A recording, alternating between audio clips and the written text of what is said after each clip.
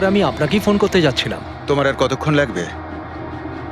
আপনি এটা ধরে নিতে পারেন গন্তব্যে আমরা পৌঁছে গেছি। বলছো লোকের কাছাকাছি দেখতে পাচ্ছ? হ্যাঁ দেখতে পাচ্ছি তো। Tendering and estimating department.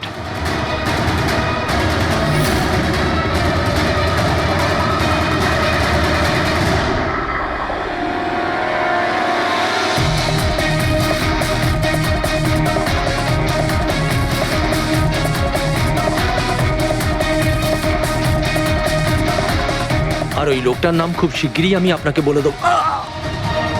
Hello Rohan, hello hello Rohan.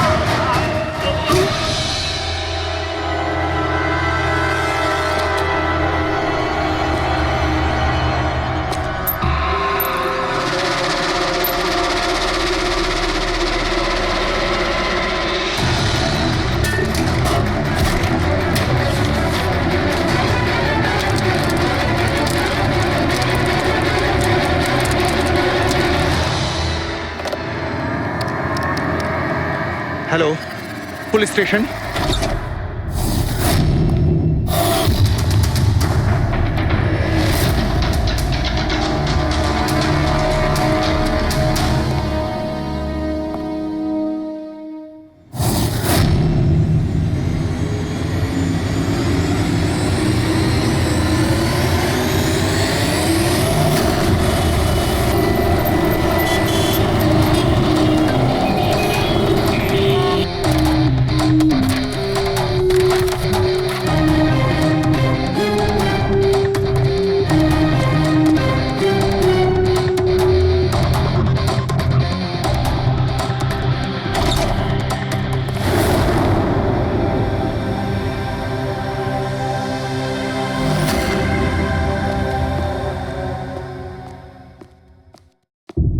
Good afternoon, Dr. Saluke.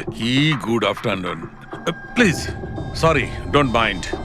আসলে যখনই কোনো নিরপরাধ লোকের খুন দেখি না, তখনই গুড আফটারনুন গুড মর্নিং এর উপর বিশ্বাসই চলে তাই তো যায়। ডক্টর। ডক্টর কোনো পোক্ত প্রমাণ পেলেন? আপাতত এই ল্যাপটপের চার্জারটা তার, এটা দিয়েই শ্বাসরোধ করা হয়েছে এর। আর এর মৃত্যুর সময় হচ্ছে সকাল 9টা থেকে 9:30টার মধ্যে। আর হ্যাঁ, লাশের পাশে এই মোবাইলটা পাওয়া গেছে। হয়তো এটা আমাদের কোনো সাহায্য করবে।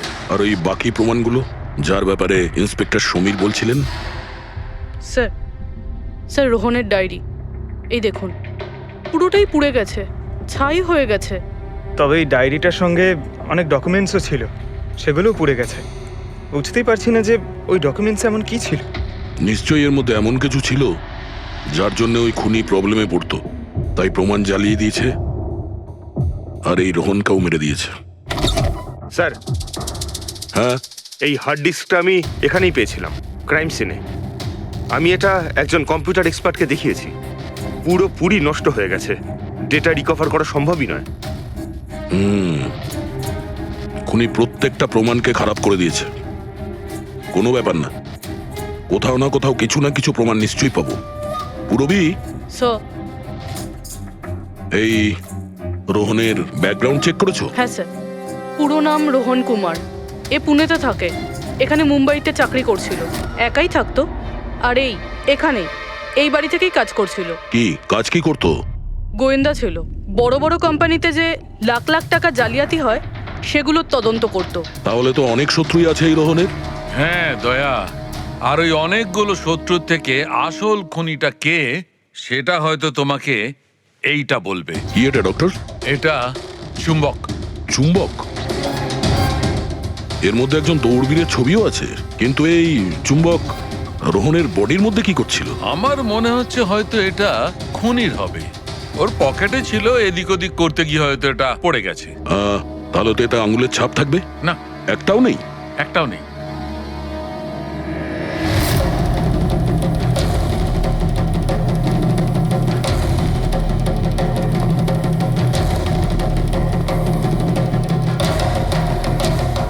খুনি মনে হয় এখান থেকে এসছে।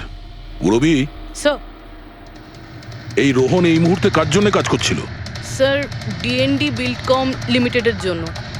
BND Buildcom limited? এটা তো ইঞ্জিনিয়ারিং আর কনস্ট্রাকশনের 1 নম্বর কোম্পানি শহরের। হ্যাঁ স্যার, এই দেখুন, এই ভাঙা হার্ড ডিস্কটার উপরেও ওই কোম্পানিটারই স্টিকার লাগানো রয়েছে। আর মারা যাওয়ার ঠিক আগে এই রোহন এই কোম্পানির সিইও মিস্টার হিতেশের সাথে ভিডিও কলে ছিল। আর স্যার এই লোকাল পুলিশ স্টেশনেই হিতেশই কমপ্লেন করেছিল।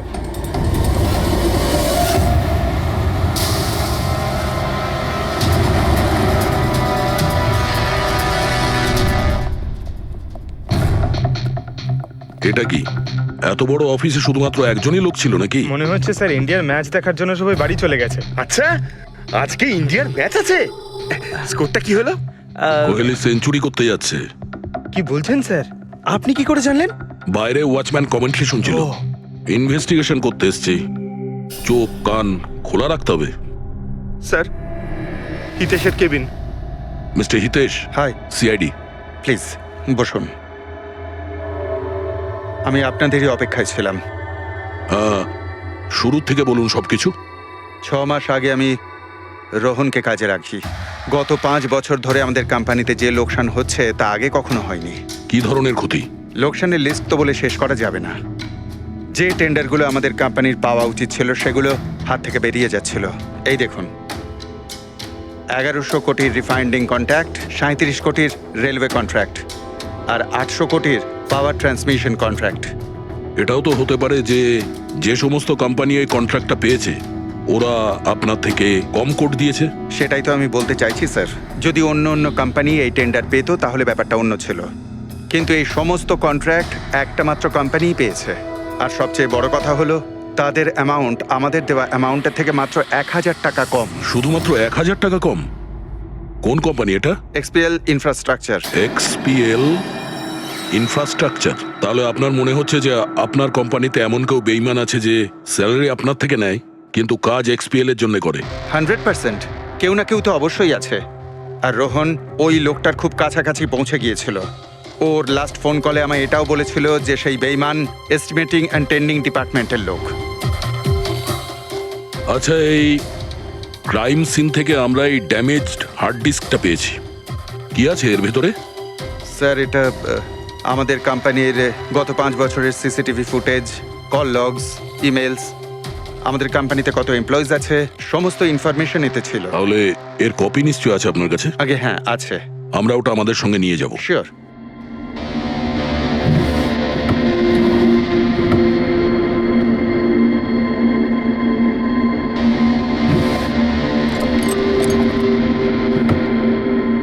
হয়তো হার্ড ডিস্কটা চুরি হয়ে গেছে। আমি এখানেই রেখেছিলাম হার্ড ডিস্কটা।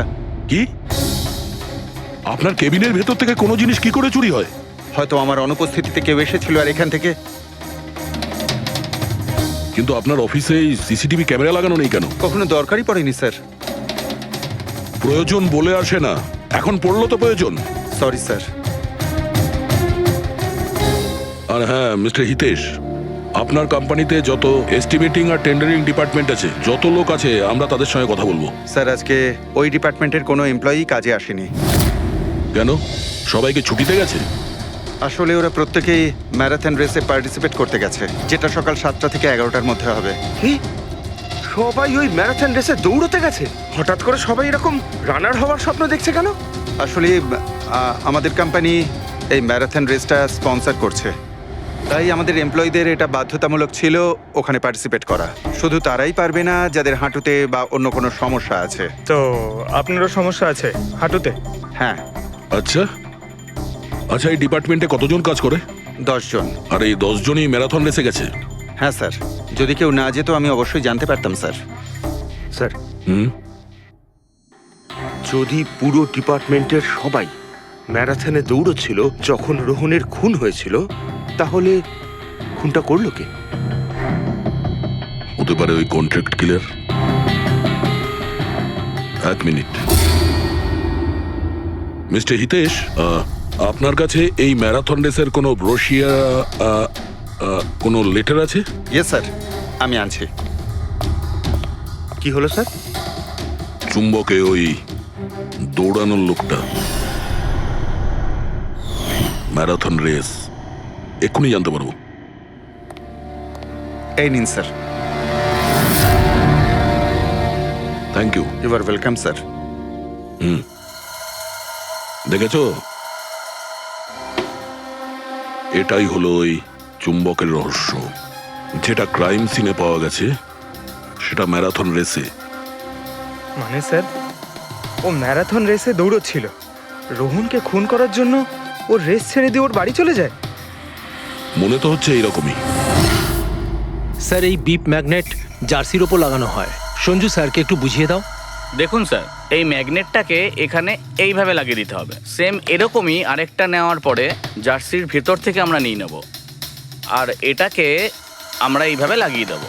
সেম আরেকটা এইভাবে নিয়ে এটাকে নিয়ে আমরা এইভাবে লাগিয়ে দেবো, আর এটা এইভাবে লক হয়ে যায়। আগে আমরা সেফটি পিন ইউজ করতাম, কিন্তু দু একবার রানার্সের চোট লেগেছিল, তাই আমরা এই ম্যাগনেট টেকনিকটার ব্যবহার করছি। এই ম্যাগনেট আর রেসিং হুইপ আপনি সব প্রতিযোগীকেই দিয়েছিলেন? ইয়ে স্যার, সবাইকে জানিয়ে দেওয়া হয়েছিল, বলাও হয়েছিল রেস শেষ হয়ে যাওয়ার পরে সব ম্যাগনেটগুলোকে ফেরত দিয়ে দিতে। তাহলে কারা কারা এই ম্যাগনেট ফিরিয়ে দেয়নি? স্যার, অনেকেই দেয়নি, কেউ ফেলে দিয়েছিল, কেউ বা হারিয়ে ফেলেছিল, আর এক একজনের দায়িত্বও ছিল না যে জিনিসটাকে ফেরত দিতে হবে।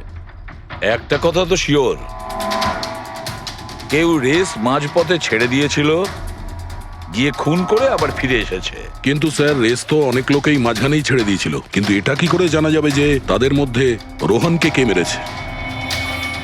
ওই 10 জনের মধ্যেই কেউ হবে যারা ক্যান্টিন ডিপার্টমেন্ট আর এস্টিমেটিং ডিপার্টমেন্টে কাজ করছিল। কিন্তু স্যার, ওই 10 জনের মধ্যে রেস মাঝপথ থেকে ছেড়ে দিয়েছিল, এটা কিভাবে জানতে পারবো? জানা যেতে পারে স্যার। কি করে? স্যার, আমরা প্রত্যেকটা প্রতিযোগীর মাথায় গোপ্রো ক্যামেরা লাগিয়েছিলাম, আর সেটা থেকে জানা যেতে পারে কে মাঝপথে ছেড়ে দিয়েছিল। ওয়ান্ডারফুল।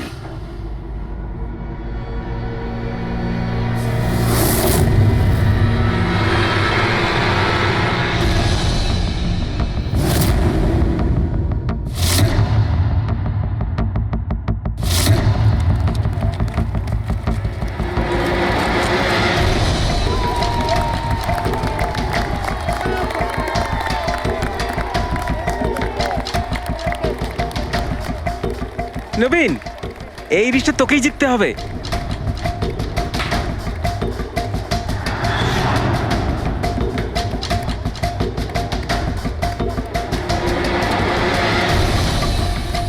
রান।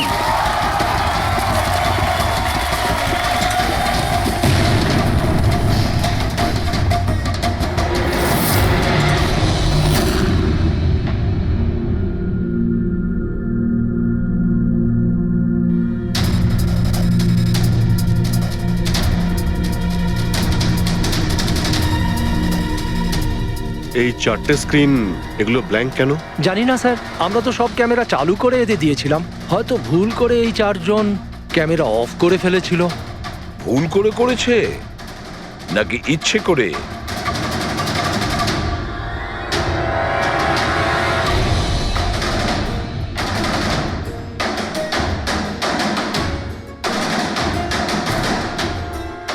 এদের মোটিভটা কি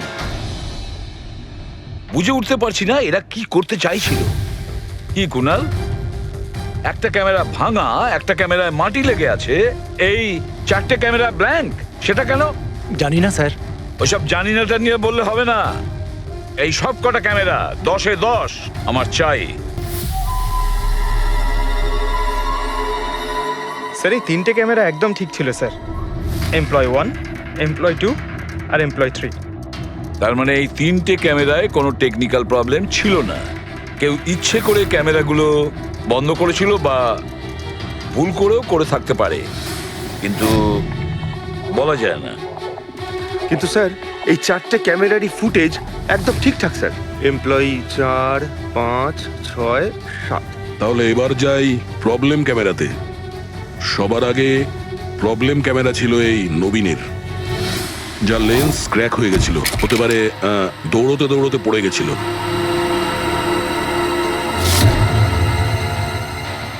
হ্যাঁ, আর স্যার, দ্বিতীয় প্রবলেমের ক্যামেরা, মুক্তিরটা, যে রেসের মাঝখানে দাঁড়িয়ে নিজের জুতোর ফিতে বাজছিল।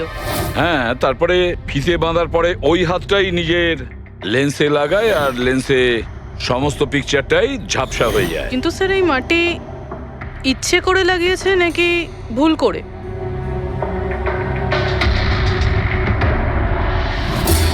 আরে 10টা লোকের তো 10টা গোপ্রো ক্যামেরা থাকা উচিত, এখানে তো দেখছি 9টা।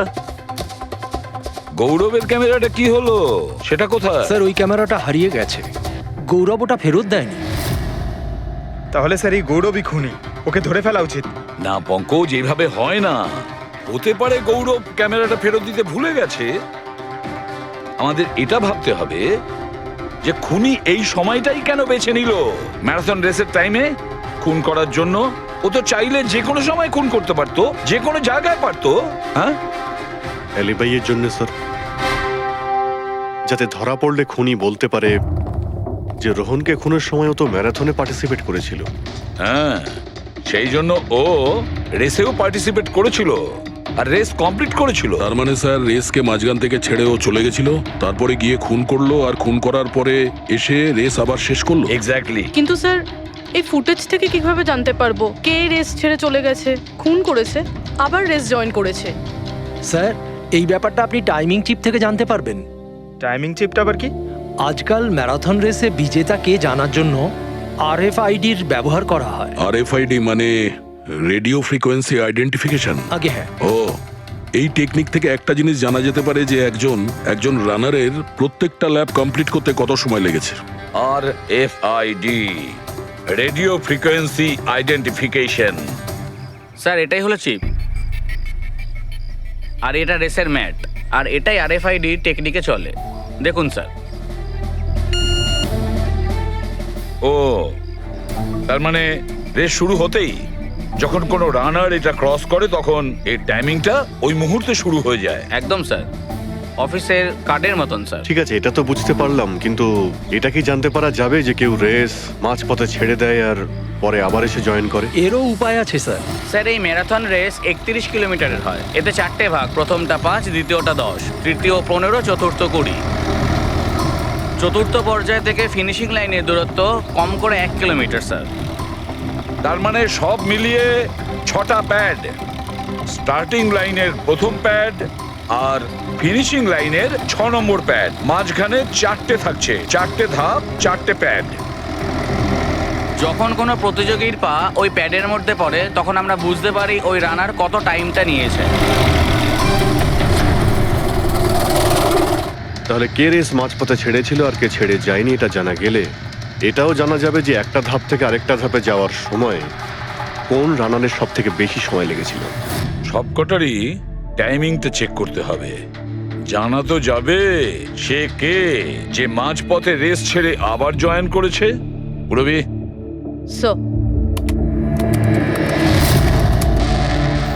স্যার আমাদের প্রথম কচ্ছপ হলো এই নবীন।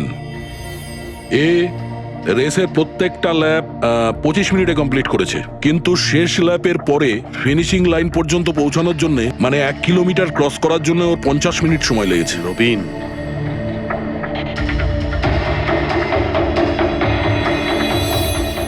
আর স্যার এই মুক্তি, এর টাইম তো রেকর্ডই হয়নি। 15 থেকে 20 কিলোমিটারের মাঝের ধাপ। তাহলে এই হলো দ্বিতীয় সাসপেক্ট।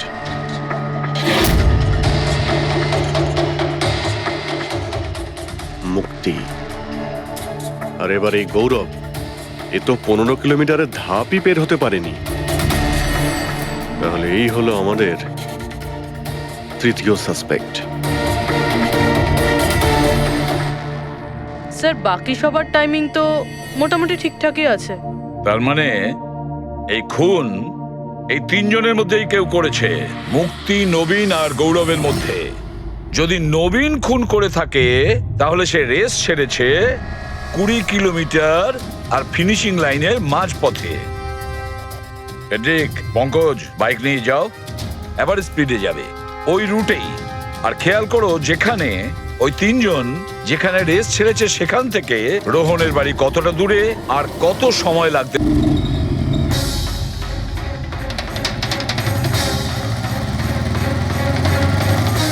15 কিলোমিটারের মাঠ থেকে আসছি স্যার, এটা 10 কিলোমিটার। হ্যাঁ, মুক্তি বোধহয় এখানেই কোথাও দাঁড়িয়েছিল, 10 আর 15 কিলোমিটারের মার্কের মাঝখানে। এই আমি স্টপ ওয়াচটা অন করলাম আর আমি চললাম রোহনের বাড়ি। থাম পঙ্কজ, এই রাস্তাটা দিয়ে। এই রাস্তা দিয়ে? হ্যাঁ এই রাস্তাটা চলুন। আরে আস্তে চালা না। হ্যাঁ।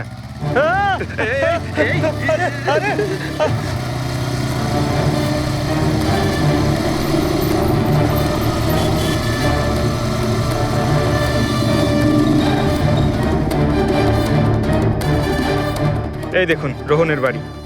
মুক্তি নিশ্চয়ই রোহনের ঘরে পিছনের জানলা দিয়ে ঢুকেছিল।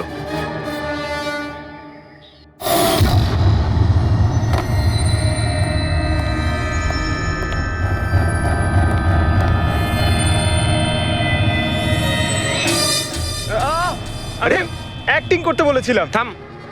মুক্তি রোহনকে খুন করার পর হয়তো সমস্ত তথ্য প্রমাণ পুড়িয়ে আবার দৌড়ে ফিরে গিয়েছিল ম্যারাথন শেষ করতে। চল আমরা আবার যাব সেই ম্যারাথনের ওখানে 20 কিলোমিটারের মার্কটার কাছে।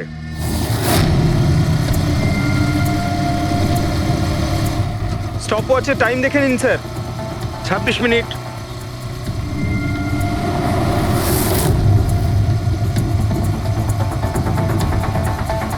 বাহ, আরে ব্যাস ব্যাস ব্যাস। এবার মুক্তি পৌঁছলো 20 কিলোমিটারের মার্কে পাক্কা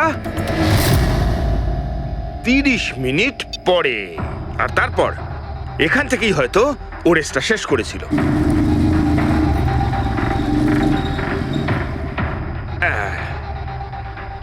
এবার শোন, গৌরব যদি খুন করে থাকে তাহলে ও রেসটা এখানেই ছেড়েছিল 10 আর 15 কিলোমিটার মার্কের মাঝামাঝি।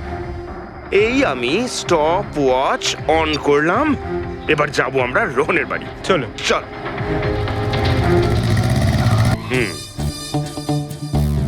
হ্যাঁ একদম পুরো বিশ্বাস আছে আমার।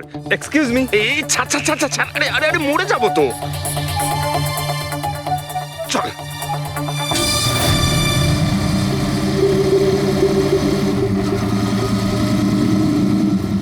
ব্যাস।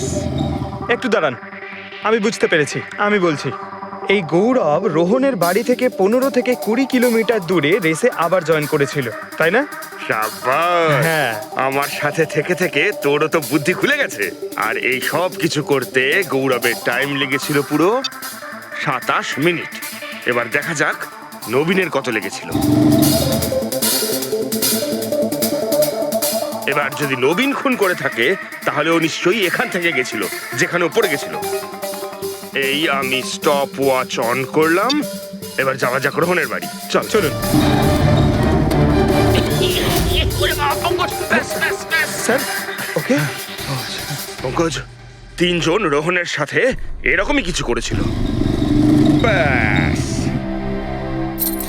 রোহনকে খুন করে নবীন এইখানে এসে পৌঁছেছিল ফিনিশিং লাইনের সামনে, যেখানে ও ক্যামেরাটা দ্বিতীয়বারের জন্য সরিয়েছিল। আর এই সব কিছু করতে ওর লেগেছিল হয়তো 48 মিনিট। স্যার, জানতে পেরেছি 3 জনের কত সময় লেগেছিল। আচ্ছা, তাহলে বলো মুক্তির কত সময় লেগেছিল? মুক্তির লেগেছিল 30 মিনিট। আর টাইমিং চিপ অনুযায়ী 39 মিনিট লেট ছিল। আর গৌরব? গৌরবের 27 মিনিট। আরও ম্যারাথন রেস থেকে নিখোঁজ ছিল 24 মিনিটের জন্য।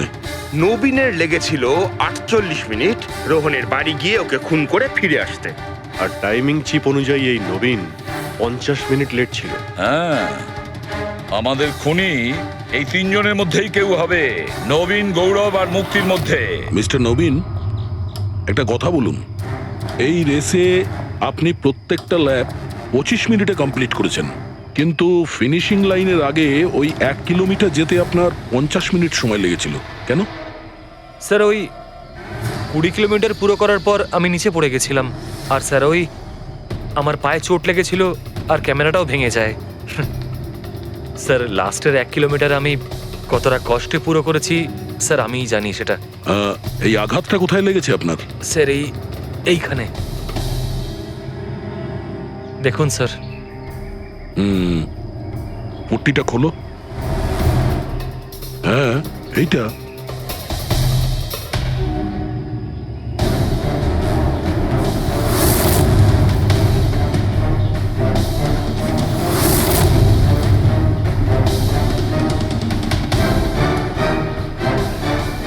স্যার, এবার আপনার বিশ্বাস হয়েছে যে আমি কোনো দোষ করিনি? নির্দোষ যদি হও এত ঘাবড়ে যাচ্ছ কেন? ঘাম হচ্ছে, অনেকটা নার্ভাস লাগছো তুমি, হ্যাঁ? মাটি কেন লাগিয়েছিলে ক্যামেরাতে? জানি না, ভুল করে লেগে গিয়েছিল। ভুল করে? 15 থেকে 20 কিলোমিটার ধাপও ভুল করে ছেড়ে দিয়েছিলে নাকি? আমি তো কোনো ধাপই ছাড়িনি, সমস্ত ধাপই পুরো করেছি।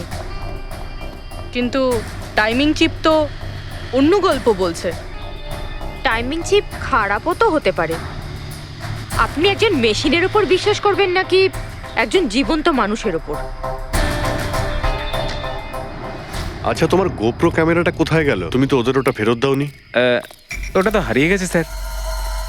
হারিয়ে গেছে? কি করে হারিয়ে গেল ভাই?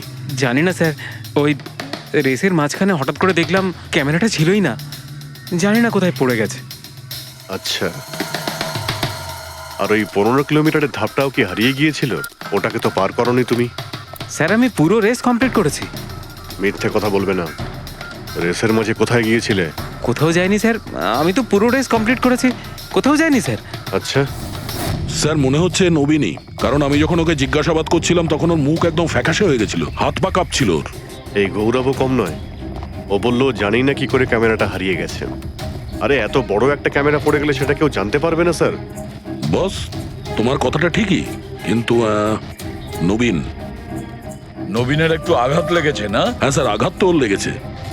স্যার আমার মনে হচ্ছে ও মিথ্যে কথা বলছে। স্যার আমার মনে হচ্ছে মুক্তি মিথ্যে বলছে। ও জেনে শুনেই ক্যামেরায় মাটি লাগিয়েছিল, কারণ নিশ্চয়ই এমন কিছু আছে যেটা ও আমাদের থেকে লুকোতে চাইছে। হ্যাঁ, এটাও হতে পারে, কারণ ক্যামেরায় যদি ভুল করে মাটি লেগে যেত তাহলে আরো সবার ক্যামেরাতে লাগতে পারতো ভুল করে। গোলমাল আছে, এই তিনজনের মধ্যে কোনো না কোনো গোলমাল তো নিশ্চয়ই আছে। খুনি এই তিনজনের মধ্যেই কেউ একজন। নবীন, আমাকে ওই জায়গাটা দেখাও যেখানে তুমি এক্স্যাক্টলি পড়েছিলে। কিভাবে পড়েছিলে? আসুন স্যার। কিন্তু স্যার আমার পায়ে খুব ব্যথা আছে, আপনি একটু সাহায্য হ্যাঁ, করবেন আমাকে? নিশ্চয়ই নিশ্চয়ই, এসো।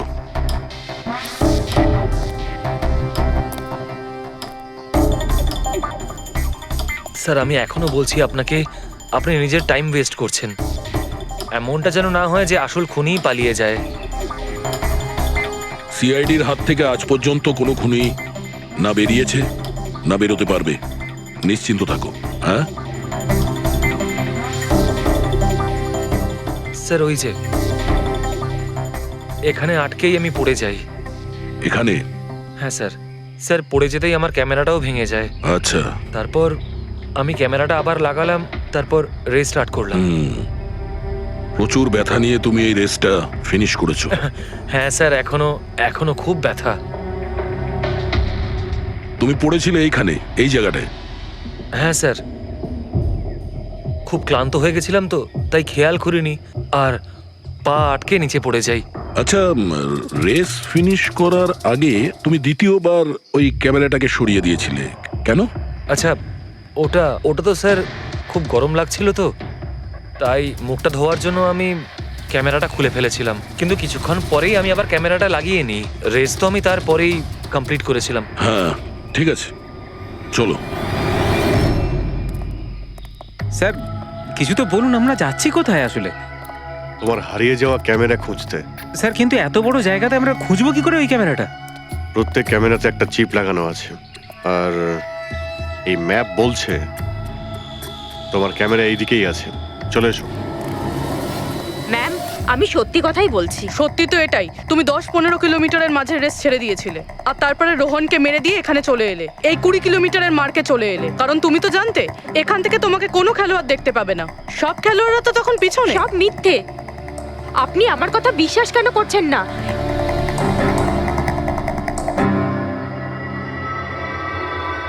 কি কি খুঁজছো? আমি কিছু তো না। কিছু আছে ওখানে? না, কিছু না। আচ্ছা, ওই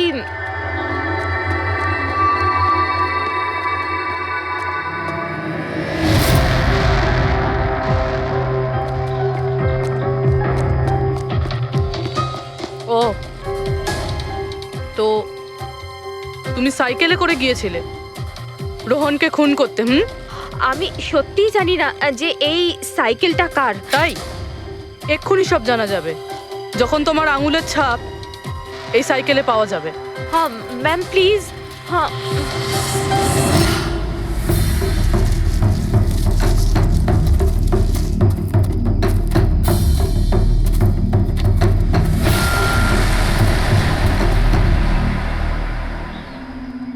এই হলো ক্যামেরা। এটাকে পুরো ভেঙে ফেলেছো? হ্যাঁ, আমি ভাঙিনি স্যার। দুটো ক্যামেরা।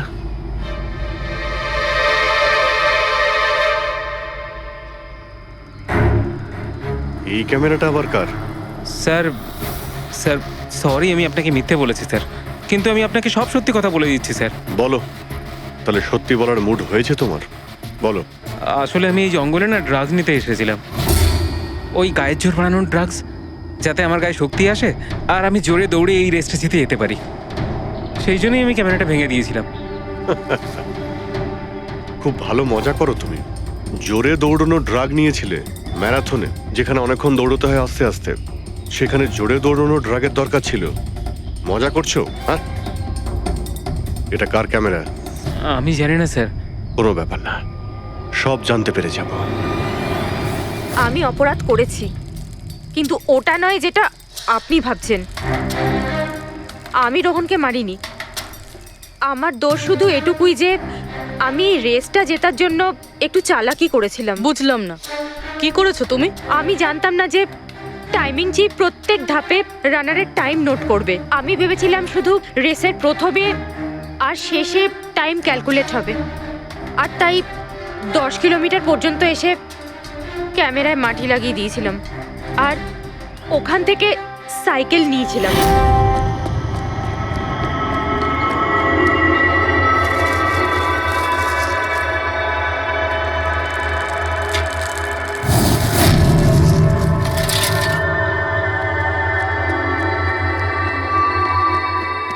কিন্তু রেস শেষ হতেই সিআইডি ওখানে চলে এলো আর আমি ওখান থেকে সাইকেলটা সরানোর সুযোগই পাইনি। এত কিছু করেছো শুধু একটা রেস জেতার জন্য? আসলে অফিসে বেট ধরা হয়েছিল যে আমাদের ডিপার্টমেন্টে যে রেসটা জিতবে তাকে সবাই কন্ট্রিবিউট করে 5 লাখ টাকা দেবে।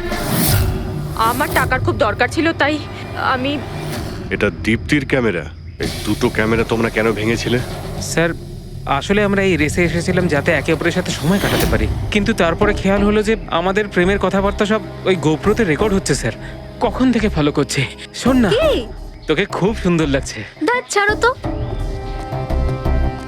কি হলো? গোপ্রোতে সব রেকর্ড হচ্ছে। ও গড, এখন কি করব?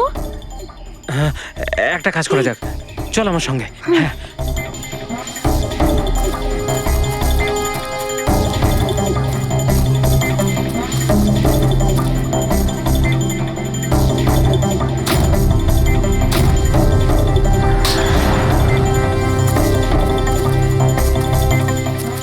আরে তোমরা তো অদ্ভুত কাজ করেছো।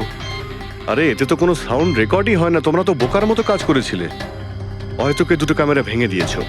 কি স্যার, এতে কিছু রেকর্ড হয়নি? স্যার নবীন তো আমাকে ওই জায়গাটা দেখিয়েছে যেখানে ও পড়েছিল, কিন্তু কেন জানি না আমার মনে হচ্ছে যে ও মিথ্যে কথাই বলছে। আরে মুক্তি, স্যার মুক্তি বলেছে যে ও সাইকেলের ব্যবহার করেছে রেস জেতার জন্য। স্যার হতে পারে ও মিথ্যে কথা বলছে আর রোহনকে খুন ওই করেছে।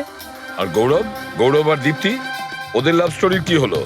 কতটা সত্যি? হ্যাঁ, ওরা সত্যি কথাই বলছে। ফোন রেকর্ডে দেখাচ্ছে দীপ্তি আর গৌরব প্রতিদিন 3-4 ঘন্টা করে নিজেদের মধ্যে কথা বলতো। স্যার একটা কাজ করি, আমরা আবার ম্যারাথন রেসের ফিনিশিং ভিডিওটা দেখি।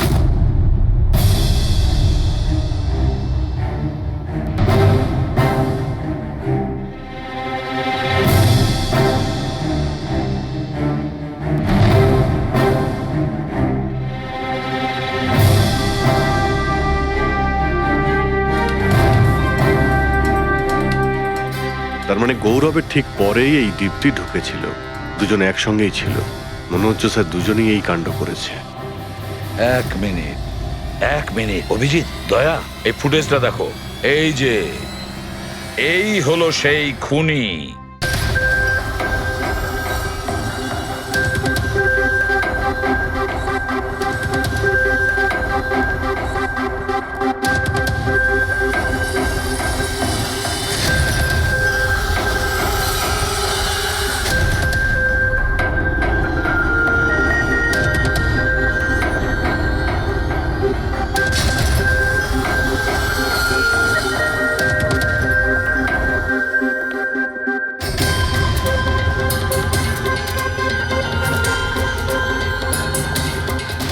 স্যার আমাদের এখানে কেন ডাকা হয়েছে? খুনির নাম বলবার জন্য।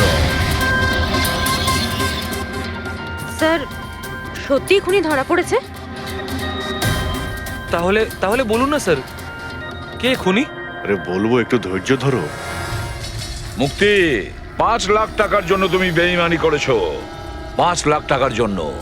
আর গৌরব, তুমি তুমি তো তোমার ভালোবাসা লুকোনোর জন্য বেইমানি করেছো।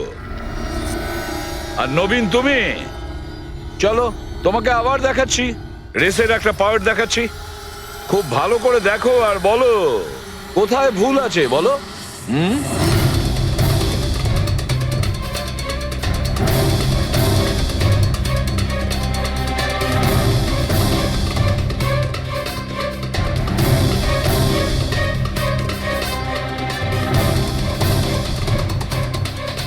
কিছুই তো নেই স্যার, সবই তো ঠিকই আছে। কোনো প্রবলেম নেই। তোমার মনে আছে তুমি বলেছিলে যে ক্যামেরাটা দ্বিতীয়বার যখন তুমি সরিয়েছিলে তারপরে তুমি মাথায় জল ঢেলেছিলে? ওটা তো স্যার খুব গরম লাগছিল তো, তাই মুখটা ধোয়ার জন্য আমি ক্যামেরাটা খুলে ফেলেছিলাম। মিথ্যে বলেছিলে তুমি, নিজের মাথায় জল ঢেলেছিলে। অথচ যখন ফিনিশিং লাইনে পৌঁছলে তখন তো তোমার ভেজা অবস্থায় থাকার কথা ছিল। কিন্তু এই ফুটেজে আমরা কি দেখতে পাচ্ছি? তুমি শুকনো অবস্থায় দৌড়চ্ছ। হয়তো জল শুকিয়ে গেছিল। বর্ষাকালে অত তাড়াতাড়ি জল শুকিয়ে গেল, অদ্ভুত ব্যাপার। তাহলে নবীন, তোমাকে আরো একটা ফুটেজ দেখাই, এই গল্পের শেষ অংশ। বলো, এটা দেখে তোমার কি মনে হচ্ছে?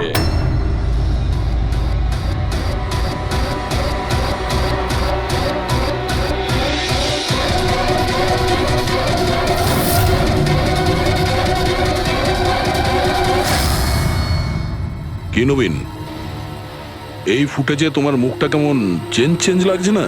হ্যাঁ, অন্যরকম তো দেখাবেই, কারণ এই মুখটা নবীনের নয়, ওর ভাই প্রবীণের।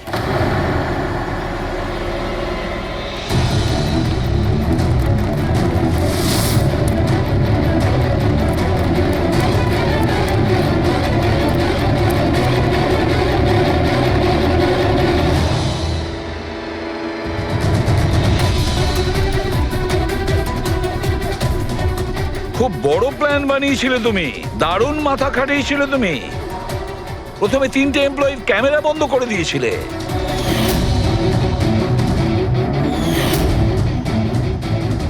আর তারপরে নিজের গোপ্রো ক্যামেরা নিচে ফেলে দিয়েছিলে যাতে লেন্সটা ভেঙে যায়। আর তারপর নবীন নিজের ক্যামেরাটাকে খুলে পরিয়ে দিল নিজের ভাইকে, মানে প্রবীণকে।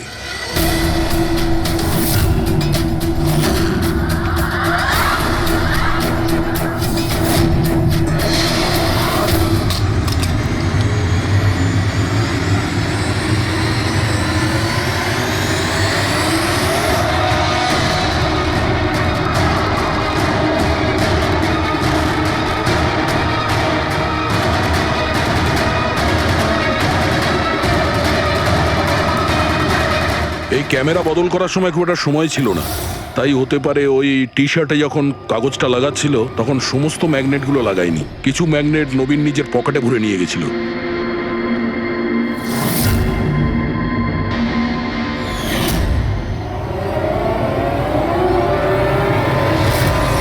নবীন রেস ছেড়ে বেরিয়ে যায়, রেইনকোট পরে আর পৌঁছে যায় রোহনকে খুন করার জন্য। কিন্তু ও কি করে জানবে যে রোহনকে মারার সময় ম্যারাথন রেসের ওই ম্যাগনেটই ওকে ফাঁসিয়ে দেবে?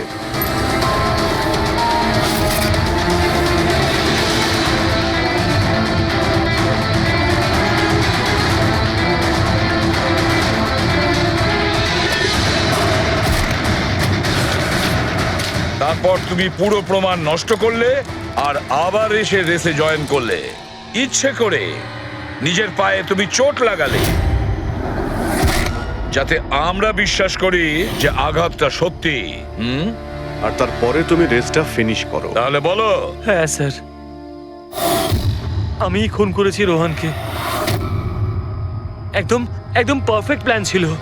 কিন্তু আমি কি করে জানবো যে আপনারা আমার থেকেও অনেক বুদ্ধিমান? প্রত্যেক অপরাধী এই ভুলটাই করে, কারণ তার মনে হয় যে সে আইনের চোখে ফাঁকি দিয়ে দেবে। এবারে বলো, ওকে কেন খুন করলে? তাড়াতাড়ি বলো। বিএনডি বিল্ডকনে হওয়া প্রত্যেকটা গন্ডগোলের পেছনে আমিই ছিলাম। আমার জন্যই প্রত্যেকটা টেন্ডার কোম্পানির হাতছাড়া হলো। আর আমি যদি রোহনকে না মারতাম তাহলে ও আমার সমস্ত রহস্য খুলে দিত। তাই আমি লজ্জা লাগার কথা তোমার। যে থালায় খেয়েছো ওই থালায় ফুটো করেছো। আর সেই পাপ লুকোনোর জন্য তুমি রোহনকে খুন করে দিয়েছো। আইন তোমাকে কঠোরতম শাস্তি দেবে। আশা করি ততদিনে ফাঁসির অর্ডার এসে যাবে। নিয়ে যাও এদের।